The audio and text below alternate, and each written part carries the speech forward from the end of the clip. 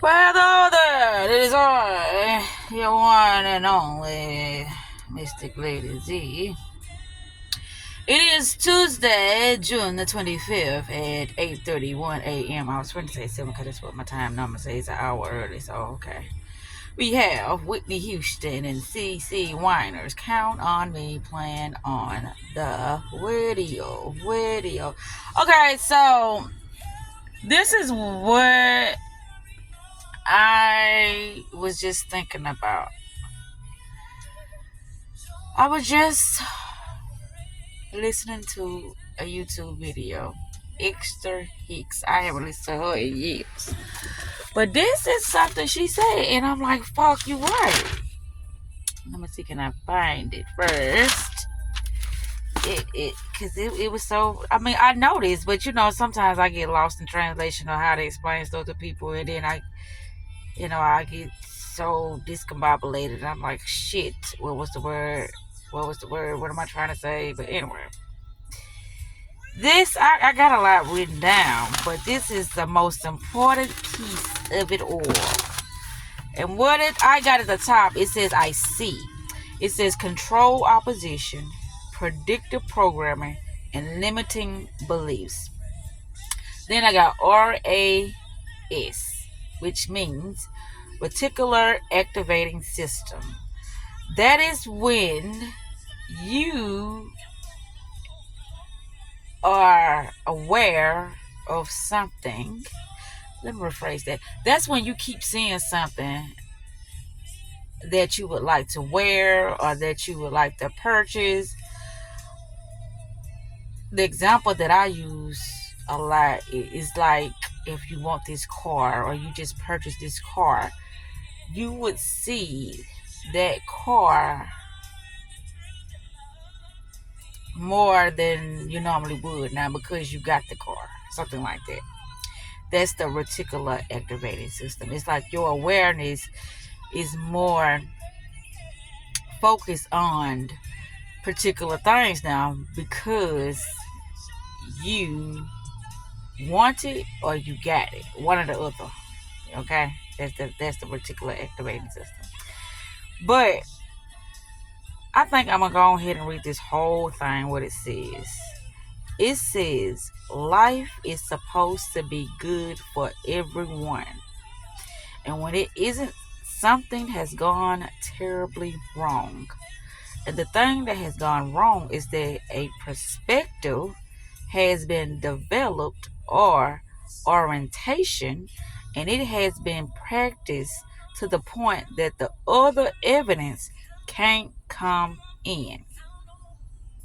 In other words, when you have decided something in a very powerful way, then it must be because the universal mind, the mirror, that other person that is before you, or your reflection, meaning the other person that is before you, you finna to experience your thought process outside of yourself, inside of the internal world.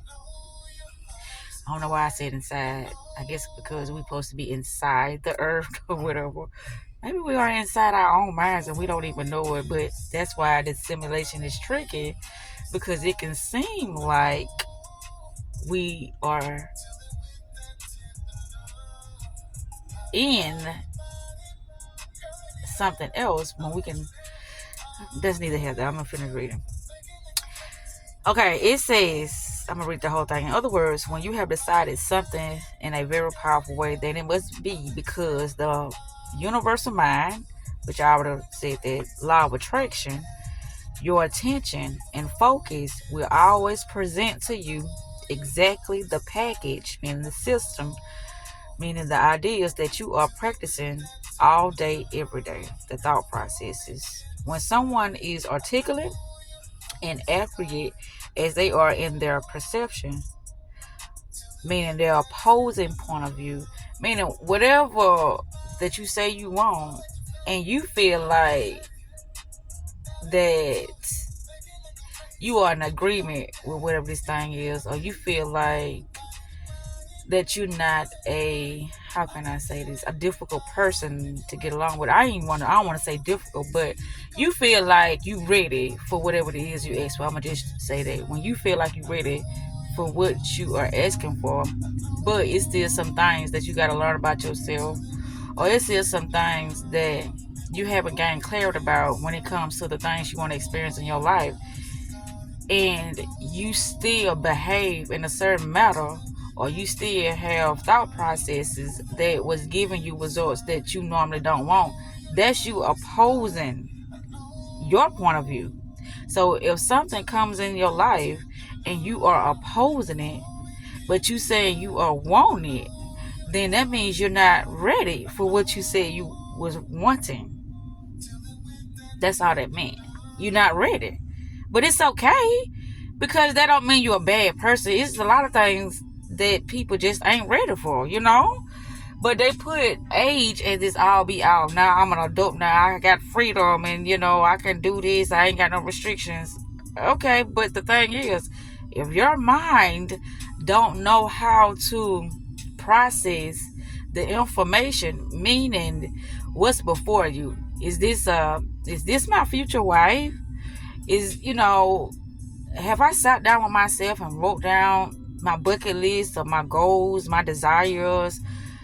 What is it that I want to know about myself? It's so many questions you have to ask yourself throughout your day that does not require other people or, other information.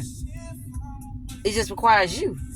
You want to have a moment, which a lot of people sometimes say meditation or prayer. You want to have a moment in solitude with yourself to understand whatever you don't understand that's going on within yourself, that you want to bring to the surface in order for you to gain clarity about it. So it says, when someone is articulate and accurate as they are in their perception, opposing point of view, you are not creating for the masses, but allowing that vibrational space to fill in, meaning close up. A tower moment. A tower moment only means that it's an ending happening, that you didn't gain clarity about something, or you didn't gain the clarity. I keep saying gain. You didn't gain the clarity about something, and it's gonna come to an end anyway, because this is not something that is suitable or best for the next person, and they had to close it even if you didn't want to close it, because you wasn't wise enough to see that this was something that you couldn't handle yet. It's like, okay, I can handle anything, but you can't. People be thinking they can handle pretty much any and everything, but no, you can't. That's just like, I know I can't handle a lot of stuff, and I'm not in denial about it. If I can't do it, then I can't do it. I'm not gonna sit here and, badmouth me, or sit here and, beat myself up about something that I know just above me. I'm not gonna do that. Everything ain't for me to be doing. But that's what a tower moment is. It's the ending of something and the beginning of something else. That's what a tower moment is. It's an energy. A tower moment is really a destructive energy. A tower moment is something that is there to teach you something about yourself that you didn't know. A tower moment is supposed to allow you to gain clarity. A tower moment is there for you to see above the situation, in order for you to see over the situation, in order for you to see it clearly, But anyway, I just wanted to talk about a tower moment.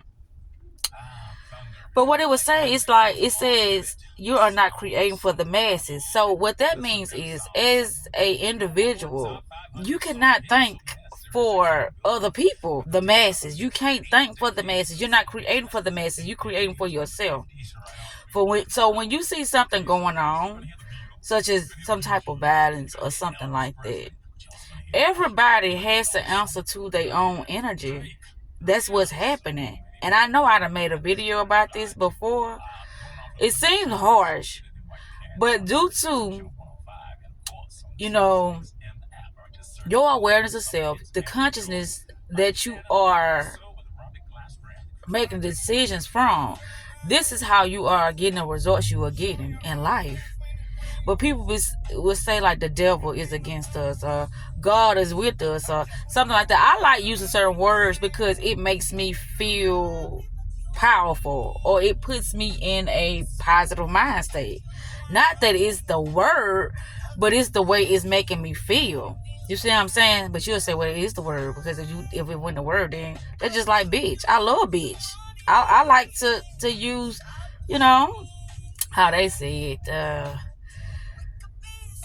don't want to say curse words. I can't think of it now. But yeah, I like to use that profanity. I like to use those words because I just like to use those fucking words. Okay, that's just why. But yeah, it was like opposing point of view.